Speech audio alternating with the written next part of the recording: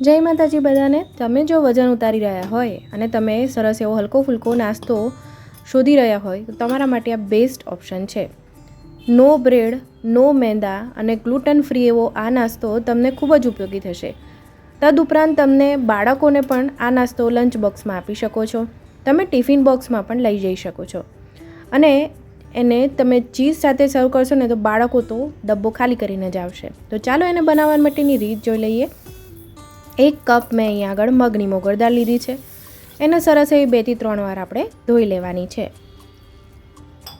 હવે એને ધોયા પછી તમારી પાસે સમય નથી તો તમે એને ગરમ પાણીથી પણ પલાળવા માટે મૂકી શકો છો, પણ જો તમારી પાસે ટાઈમ છે તો તમે અડધો કલાકથી પોણો કલાક સુધી એને નોર્મલ પાણીથી તમે પલાળી શકો છો। તો મારી પાસે અહીંયા સમય નહોતો એટલે મેં અહીંયા ગરમ પાણી કરીને એની અંદર એડ કરી દીધું છે અને પલાળવા માટે ઢાંકીને બાજુ પર મૂકી દીધું છે। હવે દાળ પલળી જાય પછી આપણે આગળનું પ્રોસેસ કરીશું।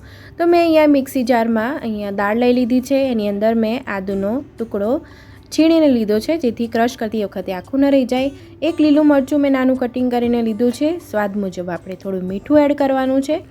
અહીંયા તમે ટેસ્ટ પ્રમાણે તમે કોઈ પણ ફ્લેવર એડ કરી શકો છો, તમે અહીંયા લસણ પણ એડ કરી શકો છો અને અહીંયા આગળ મેં દાંડી સાથે અહીંયા ધાણાને સમારીને લીધા છે। દાંડીનો ખૂબ જ ટેસ્ટ સરસ આવે છે, એનું ફ્લેવર ખૂબ જ સરસ આવશે અને અહીંયા મેં બધી દાળ પીસીને લઈ લીધી છે।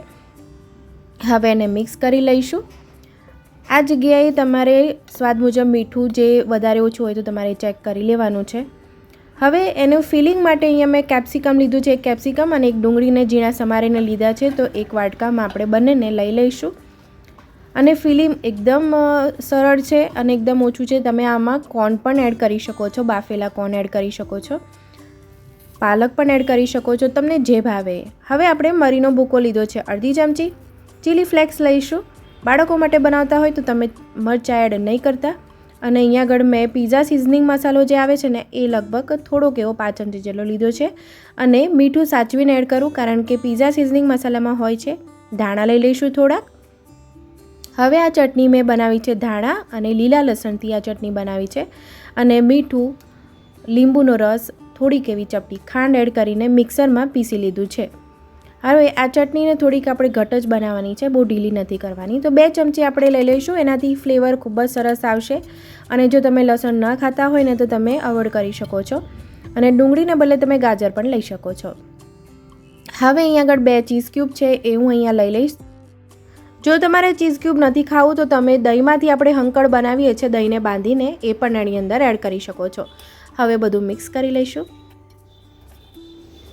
અત્યારે શિયાળામાં સરસ એવા શાકભાજી મળે છે, તમને જે ભાવે એ એની અંદર તમે એડ કરી શકો છો। હવે આપણે જે ખીરું બનાવ્યું છે એની અંદર 5 ચમચી સોડા આપણે એડ કરીશું અને એને એક્ટિવેટ કરવા માટે લીંબુનો રસ એડ કરી દઈશું અને બધું સરસ એવું મિક્સ કરી લેવાનું છે। મિત્રો, તમે મારો વિડીયો કયા શહેર અને કયા દેશમાંથી જોઈ રહ્યા છો મને કમેન્ટમાં ચોક્કસ જણાવજો જેથી હું તમને થેન્ક યુ કહી શકું। આ ખીરામાં જ્યારે તમે દળો ત્યારે તમે પાલકની ગ્રેવી પણ બનાવી શકો છો, થોડીક એવી પાલક પણ એડ કરી દેશો ને તો પણ એ દેખાવમાં અને ટેસ્ટમાં ખૂબ જ સરસ બનશે અને હેલ્ધી બનશે। હવે મેં અહીંયા એક સેન્ડવિચ બનાવવા માટેનું એક મશીન માર્કેટમાં ઇઝીલી અવેલેબલ છે એ લાવી છું। હવે એને મેં અહીંયા ગેસ ઉપર એકદમ ધીરો ગેસ રાખીને મૂક્યું છે, એને થોડુંક એવું લગભગ 5 થી 7 સેકન્ડ જેવું ગરમ થવા દઈશું અને ખીરું એની અંદર એડ કરવાનું છે આ રીતે અને થોડુંક એવું આપણે સ્પ્રેડ કરી લઈશું અને તમે અવાજ પણ સાંભળો છો। થોડુંક આપણે જે મશીન છે એને ગરમ થવા દેવાનું છે અને પછી અંદર ખીરું એડ કરવાનું છે અને જે વચ્ચેનો ભાગ છે ને ત્યાંથી જ આપણે સ્પ્રેડ કરવાનું છે। વચ્ચેના ભાગમાં આપણે જે ફિલિંગ બનાવ્યું છે એ એની અંદર એડ કરવાનું છે એટલે એની થોડી જગ્યા કરી લઈશું। હવે આપણે જે સ્ટફિંગ બનાવ્યું છે એની અંદર એડ કરી લઈશું અને તમને જો આટલું ઓછું ભાવે ને તો ઓછું એડ કરી શકો છો અને વધારે એડ કરશો ને તો ચીઝનો સરસ એવો ટેસ્ટ આવશે। તો આપણે બધું આ રીતે લગભગ 3 ચમચી જેટલું મેં ફિલિંગ એડ કર્યું છે। હવે 2 થી 3 ચમચી જેટલું આપણે ઉપરનું જે ફિલિંગ ઢંકાઈ જાય એટલું આપણે ખીરું એડ કરી દેવાનું છે। તમે જે ઢોસાનું ખીરું વધ્યું હોય ને તો તમે એનાથી પણ બનાવી શકો છો, એ પણ ટેસ્ટમાં ખૂબ જ સરસ લાગશે। તો હવે આપણું ફિલિંગ છે ઢંકાઈ ગયું છે અને જે મશીન છે એ બીજી બાજુથી આપણે બંધ કરી દઈશું અને જે હેન્ડલ પકડવાનું હેન્ડલ આવે છે ત્યાંથી લોક કરવાનું હોય છે, લોક પણ કરી દઈશું. અને તમારે ધ્યાન રાખવાનું છે કે ગેસની ફ્લેમ એકદમ લો રાખવાની છે, નહીં તો તમારી સેન્ડવિચ અંદરથી કાચી રહેશે અને બહારથી એકદમ બળી જશે અને બિલકુલ ખાવામાં સારી નહીં લાગે. એટલે અંદરથી ચડે એના માટે એકદમ ધીરો ગેસ રાખવાનો છે. વચ્ચે વચ્ચે આવી રીતે પલટાવતું રહેવાનું અને જોતું રહેવાનું છે. પછી એવું લાગે કે હવે સેન્ડવિચ બની ગઈ છે. તમે જોઈ શકો છો સરસ કલર પણ આવી ગયો છે, ક્રિસ્પી પણ બની ગઈ છે. અને હવે આપણે ગેસ બંધ કરીને ઉતારી લઈશું. હવે એને ડીમોલ્ડ પણ કરી દેવાનું છે અને ઇઝીલી બિલકુલ ચોટ્યા વગર તમારી સેન્ડવિચ સરસ એવી બહાર આવી જશે. અને તમે જોઈ શકો છો કે મારે બિલકુલ ઝંઝટ કરવી પડી નથી. સરસ એવી સેન્ડવિચ દેખાવમાં પણ એટલી ડિલિશિયસ લાગે છે ને કે બાળકોને જોતાં જ ખાવાનું મન થઈ જશે.